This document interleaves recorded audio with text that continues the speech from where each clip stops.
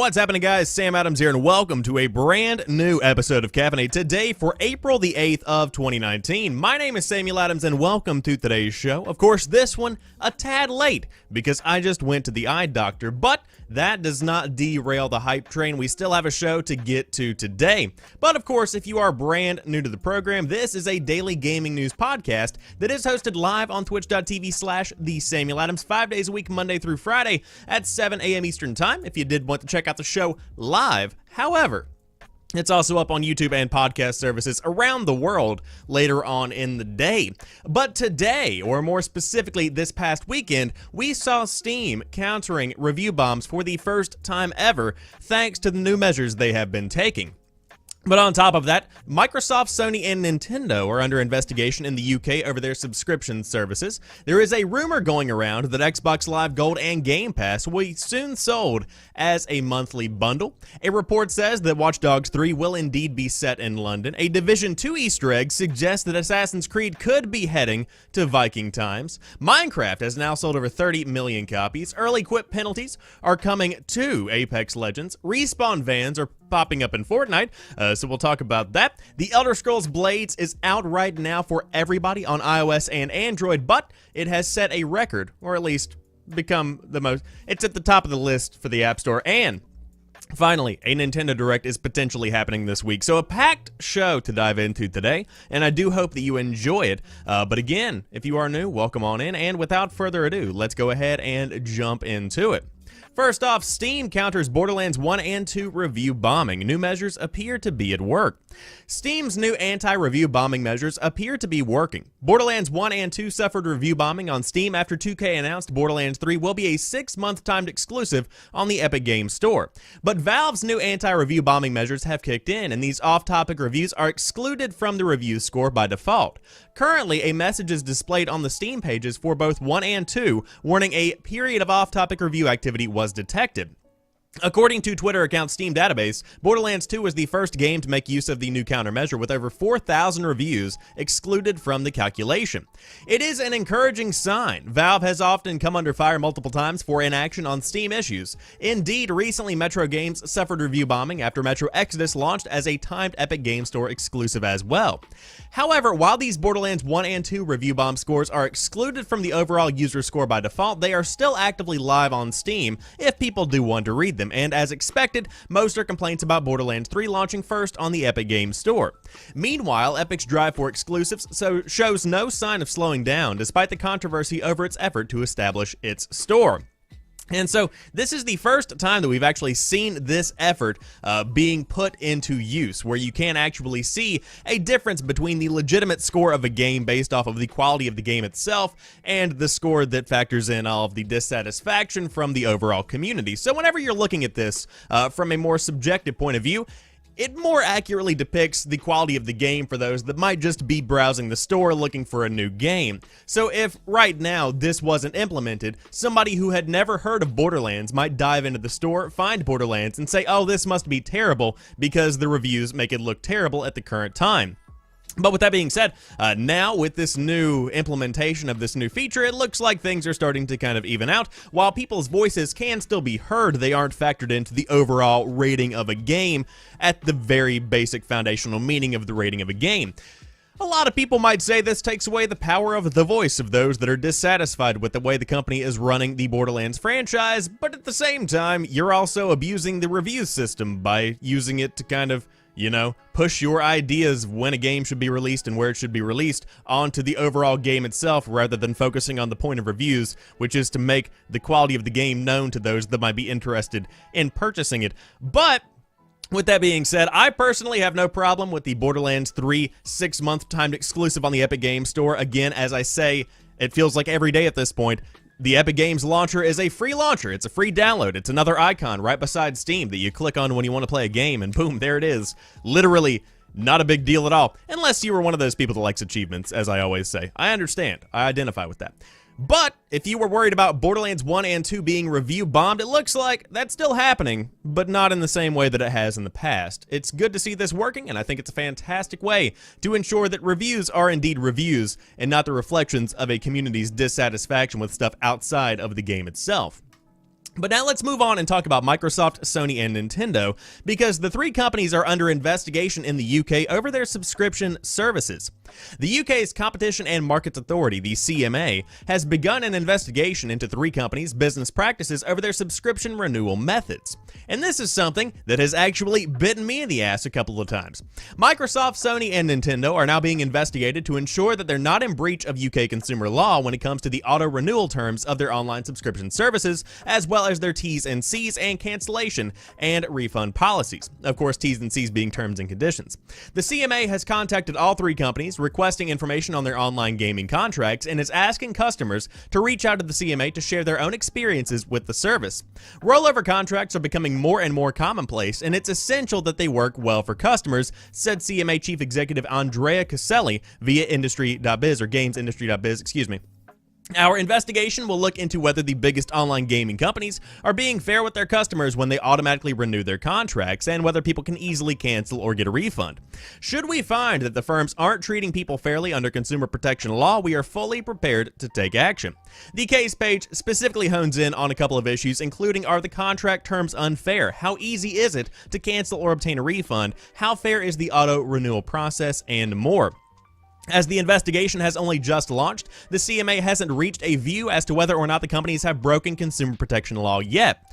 Now, last year, of course, there was a big thing going on about this entire issue, but I think it's good that this is being investigated because it's something that I think is very valuable for the consumer. As somebody who has been taken advantage of before by companies, this is a big issue in today's day and age, because let's say, for instance, that you might be in college like myself, and you might have a PlayStation Plus subscription, or an Xbox Live Gold subscription, or a Gamepass subscription, or even something like Netflix.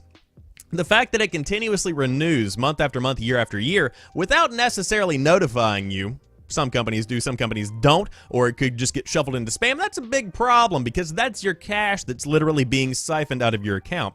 For instance, with my own experience, it has happened with PlayStation Plus multiple times, and I've had friends that have literally sold their PlayStation 4s but forgot to cancel their PlayStation Plus subscriptions and didn't log on for years at a time. They're still being charged annually for that PlayStation Plus, and so, you know, it's $60 a year, you know, give or take, to have some of these subscription services, and that's not just chunk change for a lot of people. That's something that can make a big difference, especially when you're trying to pay your rent and other bills.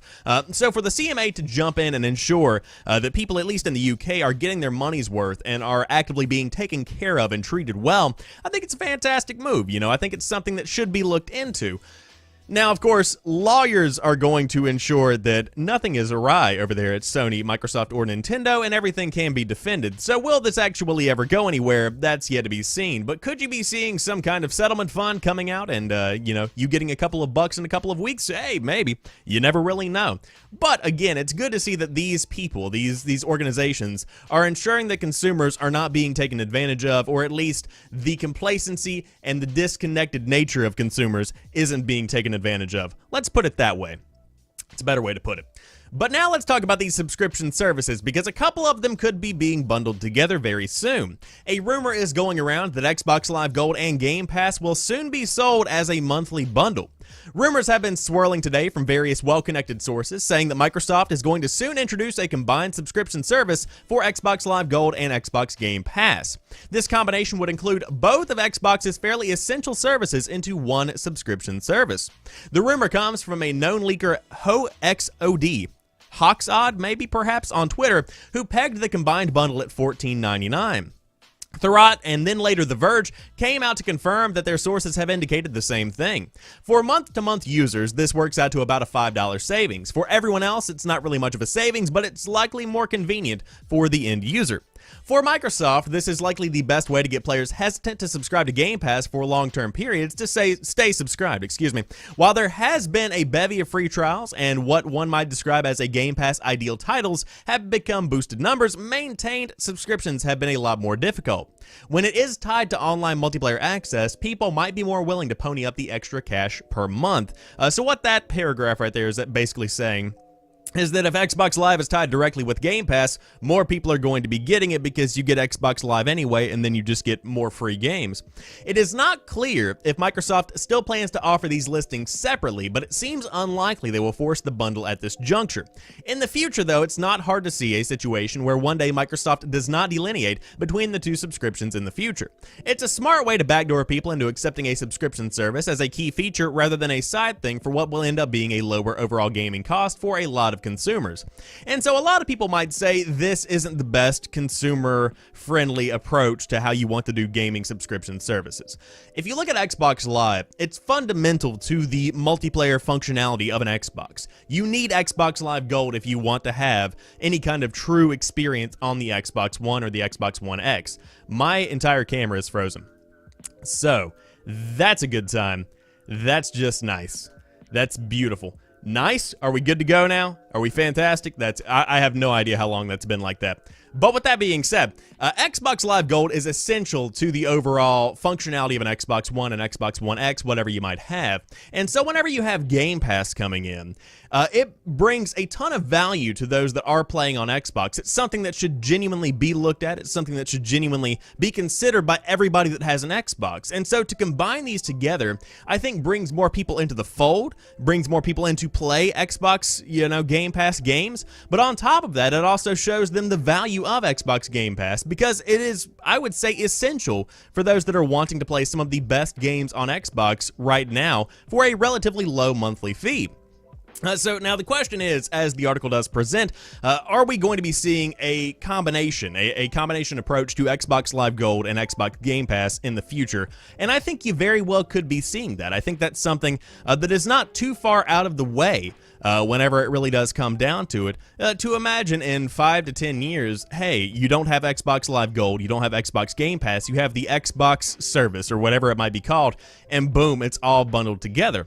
Now, again, will the price go up slightly? Probably, but at the same time, you're getting more bang for your buck, and of course, you get more games to play on top of that multiplayer functionality that comes with Xbox Live Gold. I think it's a fantastic move. Of course, some people might not, but could be good for those that want to get in on the world of Xbox at a relatively affordable way without having to pay $60 per pop for each individual game that you buy, or give or take thereabouts. Now let's talk about a $60 game that is likely going to be coming in 2020, I would guess, maybe. Report says that Watch Dogs 3 will indeed be set in London. Yesterday, PC Gamer reported on an Easter egg in The Division 2 may have teased the next Assassin's Creed, but we'll talk about that here in a moment. However, there is a Kotaku reporting of the same story indicating explicitly that the third installment of Ubisoft's other big franchise, Watch Dogs, will be set in London. This has been rumored for some time, of course. We said as much when Ubisoft confirmed details of its upcoming E3 conference. Plus, we know a patch that revised the ending of Watch Dogs 2 included references to a Brixton, a location in the UK capital. Kotaku is now reporting the rumors are true. However, news has been picked up by a variety of fans and communities, including Reset Era. The most interesting aspect of this will be how it affects Watch Dogs combat, particularly firearms. While it's not impossible to get a hold of a gun in the UK, it's not easy either, so quite how or even if this will be taken into account remains to be seen. It's been almost 3 years since we explored San Francisco with Marcus and Watch Dogs 2. I cannot believe it's been 3 years since that game came out. In PC Gamer's Watch Dogs 2 review, they said silly, strange things happen often, but only if you ignore the missions and mess around with the beautifully realized open world. So I've heard good things about Watch Dogs 2, never did dive in to play it. But overall, I love the idea of Watch Dogs where technology is this weapon, technology is this power. And I think that's something that is increasingly appealing to people in today's modern day and age, where technology is becoming increasingly harmful, dangerous, but useful as well. Now, it's an interesting approach if it is set in London, because again, of these strict gun laws in the UK, how could that amplify the experience of using technology in that same kind of way? What would happen if the power of the technology was taken away? Or, excuse me, what would happen if the power of the guns was taken away and technology was amplified in its place? I think it could be a fantastic setting for the overall idea and the concept of Watch Dogs and that kind of idea that it brings to the table. But nothing has been confirmed as of yet. Of course, E3 is coming up in just a couple of months, so I'm assuming we'll probably see more at Ubisoft's press conference because that just makes the most sense. And also, Watch Dogs is a relatively big franchise now, not one that has, you know, taken off like wildfire, but at the same time, one that I think a lot of gamers know in today's day and age. So if you did want to learn more about it, of course, you can stay tuned in to episodes of Caffeinate. You can follow me on Twitter because I will be tweeting about it. But of course, E3 just around the corner, going to be a big time for the gaming industry. Now let's talk about the other thing that article mentioned. A Division 2 Easter egg suggests that Assassin's Creed could be heading to Viking times. Ubisoft has a history of upcoming releases being teased in its own games. Could this be the latest? And so, let's go ahead and go to the Kotaku article because I think this one could be a bit better. An odd tease in the Division 2 spills the beans on the next Assassin's Creed. An unusual teaser in Ubisoft's loot shooter The Division 2, highlighted weeks after the game's release, reveals that the next Assassin's Creed game is all about Vikings, and Kotaku can independently confirm the same. The Division 2 launched on March the 15th, but it wasn't until this week that discussion about a possible teaser located within the Potomac Event Center, Tomac? I forget the name of that river, in the game's version of Washington, D.C., started generating buzz. As first made public by YouTuber JorRaptor, these are numerous posters all over the event center picturing what appears to be a Norse god or traveler adorned with the word Valhalla. What's particularly interesting is that said traveler is holding what appears to be the Apple of Eden, a pivotal piece of technology in Assassin's Creed lore. And again, here's a closer look for those that are watching the video version of the show. Very much so the Apple of Eden, as we all know from Assassin's Creed. So, does this mean that the next Assassin's Creed, confirmed by Ubisoft to be skipping 2019 and going straight to 2020, is all about Vikings? Well, yes it does. A few months before this teaser emerged, Kotaku learned from two independent sources familiar with the game that 2020's Assassin's Creed, codenamed Kingdom, does indeed star Vikings. We don't know much else about the game, but after a phenomenal Assassin's Creed Odyssey, which I can confirm is fantastic, we are stoked to see what's coming next, they say over at Kotaku. So, of course, this is very cool stuff. For those that love this kind of tease in the game, for those that love this kind of idea where you do insert hints about what's coming in the future into the game, this is just gold. I love this kind of thing. But I think Vikings could be a pretty good fit for an Assassin's Creed game. Of course, it's hard to figure out where you want to go with Assassin's Creed because there are so many potential opportunities when it comes down to you know, what you can do with Assassin's Creed. For instance, a futuristic Assassin's Creed sounds interesting. Would it work that well? Again, it very well could not. For it to go directly to the Italian Renaissance, I think kind of established a foundational expectation of what you wanted it to be, where there is this marriage of technology and art and culture, and that became the identity that Assassin's Creed has clung to for years and years and years, and I think in a way, it got back to that with Assassin's Creed Odyssey because of the way that that world was filled with technology and culture and rich, just vastness. I don't even know how to describe it. It was a huge world. So, Music Man in the chat says, Vikings, really? Sam, do you think this could be a good idea for the Assassin's Creed franchise?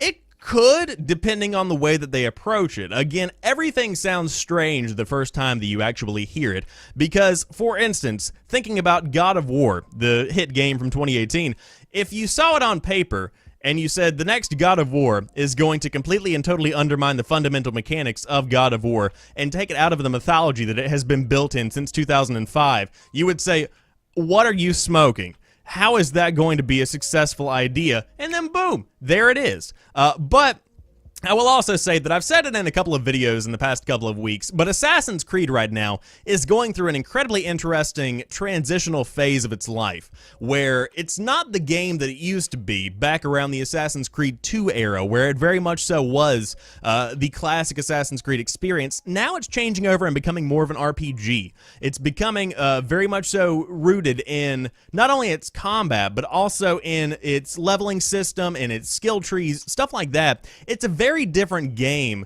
than the game that I grew up playing, and I think that that lends itself and it allows the game to become something that's a little bit more open-ended. You can do a lot more with Assassin's Creed now than you could have back around 2009 and 2010. We've seen this kind of experimental, branching out into new areas work before with Assassin's Creed Black Flag. In the same way, we've seen a new time period completely and totally derail the entire franchise, such as Assassin's Creed Syndicate, where it just didn't work for one reason or another. Again, some people love the game. I did not.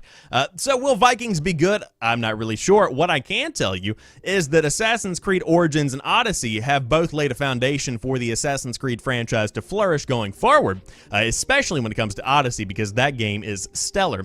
But if you did want to learn more about Assassin's Creed, again, could be one that we see shown off at this year's Ubisoft press conference at E3. Could be interesting to see all of this good stuff coming from Watch Dogs and Assassin's Creed, shaping up to be a pretty big show for those that are looking forward to Ubisoft at E3. But now let's talk about Minecraft, because Minecraft, again, a game that has been out for 10 years and has now sold over 30 million copies on PC in that 10 years. Again, let me reiterate, that's just on PC alone. Across all platforms, Minecraft and all of its various editions has sold over 150 million copies, and a tracker on the official site, shows PC sales are now over 30 million. A tracker on the Minecraft website for PC sales of the game hit 30 million this week, and it's still rising. Back in 2014, console sales of the game surpassed PC and Mac figures, and just a year later, Minecraft Pocket Edition on Android and iOS sold 30 million units.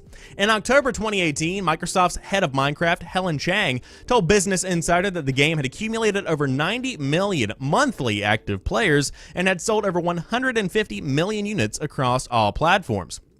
Last week, Minecraft Update 19W13A removed all references to Minecraft creator Notch from the game's splash screens, most likely due to the content of his Twitter account. But if you are looking for a Minecraft-like experience to dip your toe into, of course you can give Boundless a whirl as they begin to promote all of the stuff that they have affiliated with and reviewed over there on VG247, and so that's where we'll mark the end of the actual story. 30 million copies on PC is a lot, but it is dwarfed by the absolute size of Minecraft itself. Think about 150 million copies being sold across every platform, and then think about the fact that that's grown immensely since that figure was first released. That is a lot of money. And it also ties into the notch removal from the game Minecraft, because hey, every time you buy anything, he's likely still getting some little bit of that. So he's got money to be rich and say whatever he wants to on Twitter. So with that being put to the side, incredibly successful game, of course, one of the biggest games, if not the biggest game of all time, from the beginning of video games, and I would say even perhaps for the future of video games. It doesn't really get much bigger than Minecraft. I mean, looking at Fortnite, it's massive in and of itself. Is it on the Minecraft level? It's approaching that, but again, Minecraft is just massive. I mean, 10 years later, you can still walk into any Target or Walmart and find Minecraft t-shirts, merchandise, action figures, Legos, whatever you might have, scattered about everywhere. Kids love this stuff, man. Kids love this stuff, and they eat it up like candy. So whenever you target kids in that way, whenever you target education in a way, because they have found educational elements of Minecraft that have been implemented in games, you can ensure your game continues to sell year after year after decade. And so in 20 years, will people still be playing Minecraft? Likely not, but it's going to be a big part in shaping a lot of people's childhoods, and it already has, up until this point.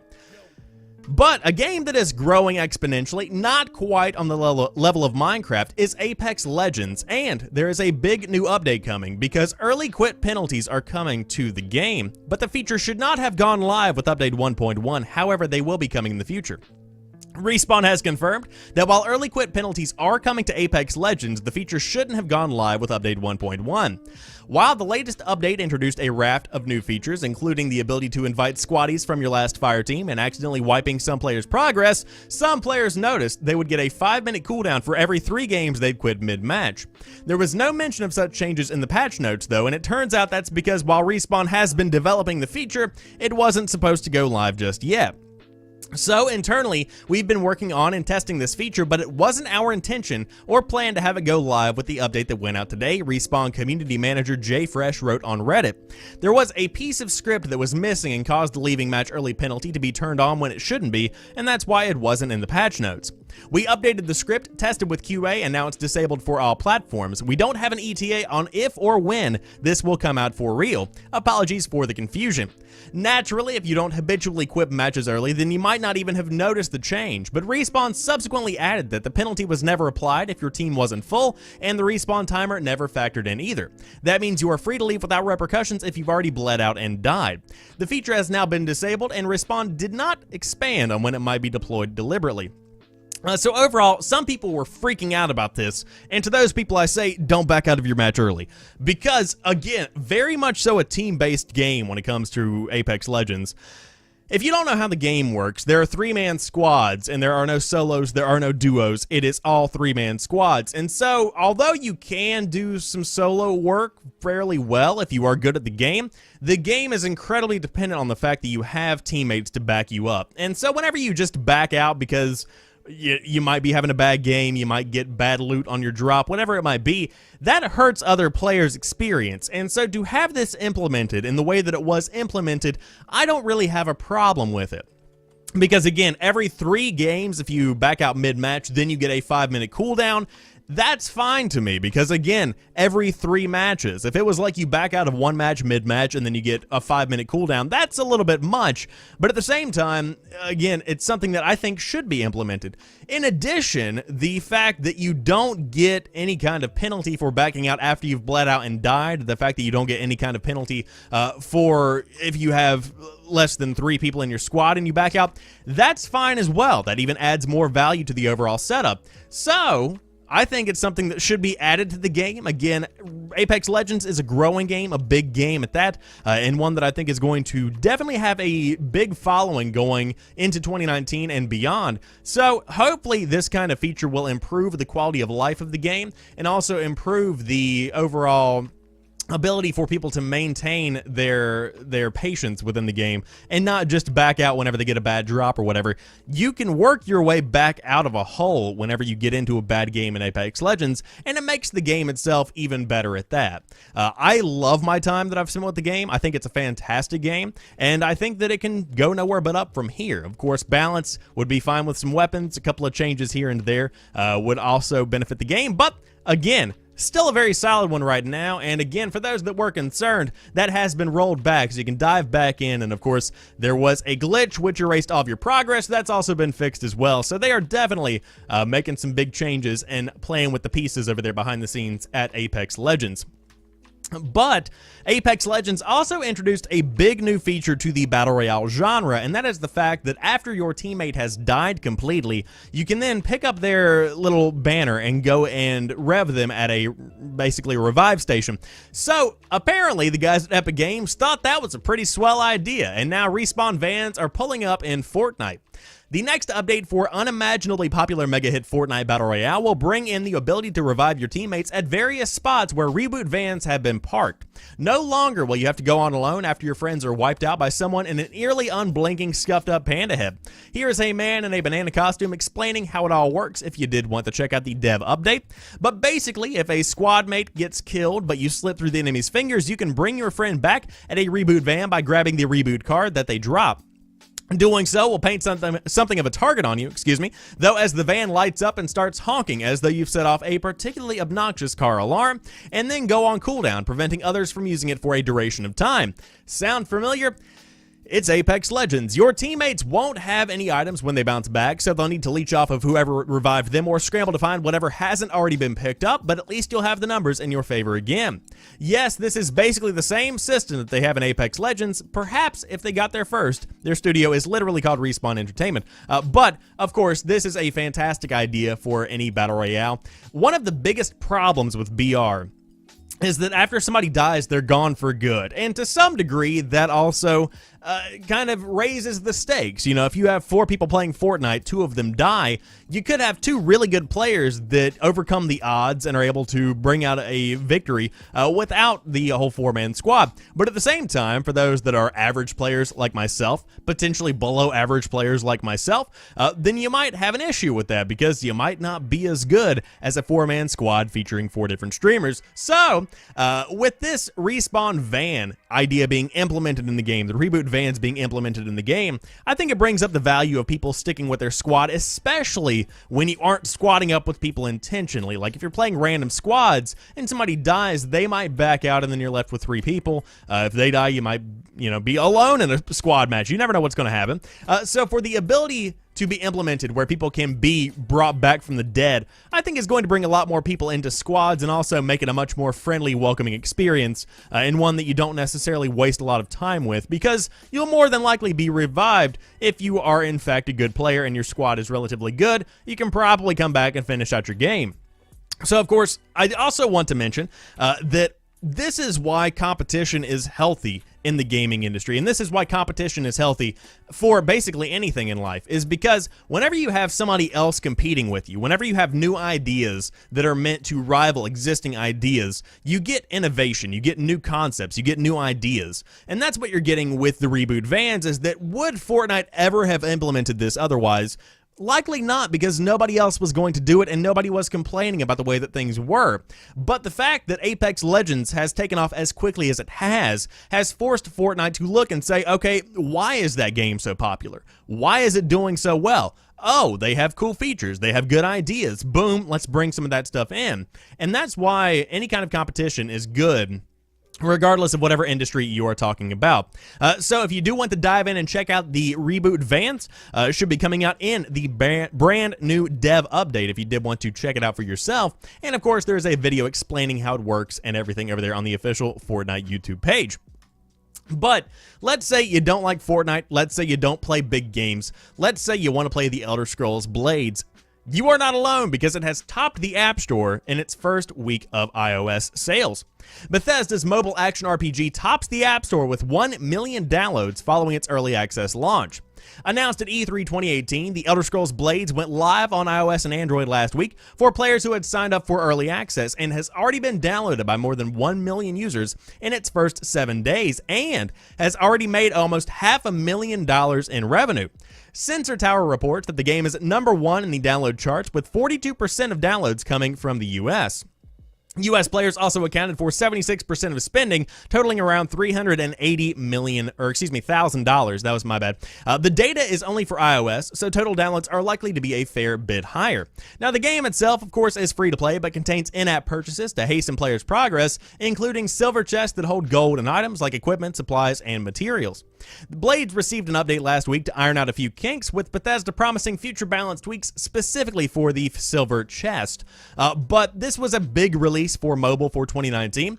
Of course, for those that don't know what the Elder Scrolls Blades is trying to do, the attempt here is to bring the entire Elder Scrolls experience, or at least the dungeon crawling experience that makes the Elder Scrolls so definitive in the gaming culture, make that into a mobile experience, something that is fun whenever you are playing on the go.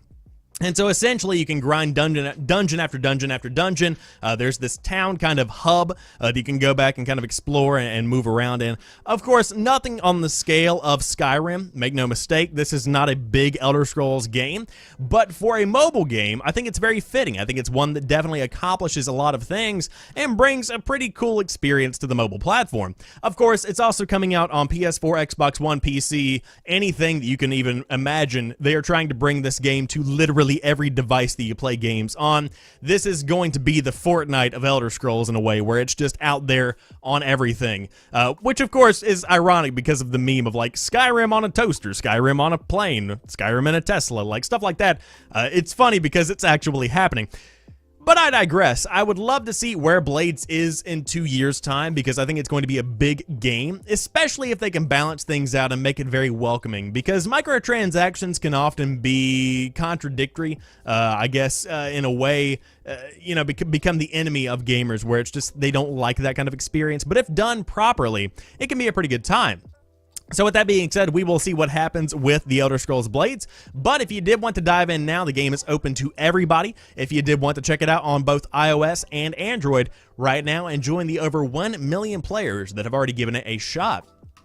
Now, later on this week, we could have some pretty big news, because a report suggests a Nintendo Direct is potentially happening this week, and it could be a big one. The last time we heard from Nintendo, the Japanese gaming titan revealed 2 new Pokemon Switch titles, Sword and Shield, to the world, subsequently breaking the internet as fans collectively lost their minds over a new region of Galar and debuting trifecta of starters for the Gen 8 Pokemon.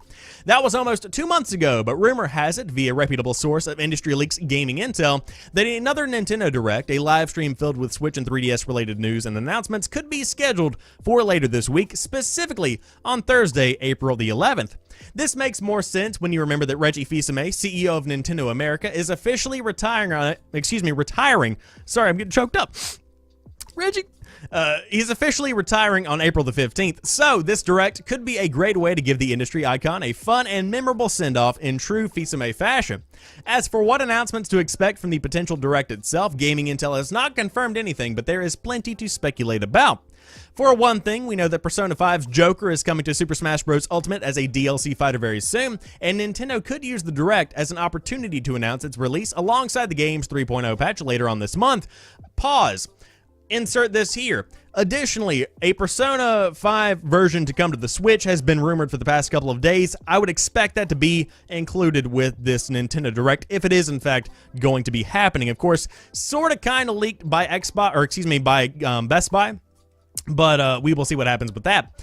Otherwise, both Animal Crossing Switch and Luigi's Mansion 3 have been confirmed for 2019, and there is the chance we'll finally see footage of those games in action, while more Pokemon news is also not out of the question. And of course, we could see some stuff about the Metroid Prime trilogy. We could be seeing Zelda A Link to the Past coming to the little handheld that could there, the hybrid, if you will. So will this actually happen this week? Again, up in the air. They've traditionally been pretty predictable when it comes to when a Direct is happening, but if I remember correctly, this year's Direct, the only Direct that's happened so far, was not exactly on time. In fact, it was a couple of weeks late. I think it was supposed to be in February or January. I think it was supposed to be in January, but it ended up coming out in February, and people got really upset because it was a couple of weeks late. So, again, will this actually happen? I suppose we will have to wait and see. But if it does in fact happen on Thursday, of course, we will talk about the biggest announcements right here on Friday, on Friday's episode of Caffeinate. But of course, if you are brand new to the show, this show is hosted 5 days a week, Monday through Friday at 7 a.m. Eastern Time, if you did want to check out the live gaming news. But again, it's put up on YouTube services and podcast services around the world. And with that, rounds out today's show. Of course, if you enjoyed this one, drop me a like down below in the YouTube video. And of course, for those watching live, I appreciate you being here. But I will talk to you soon. Enjoy the rest of your day, and peace.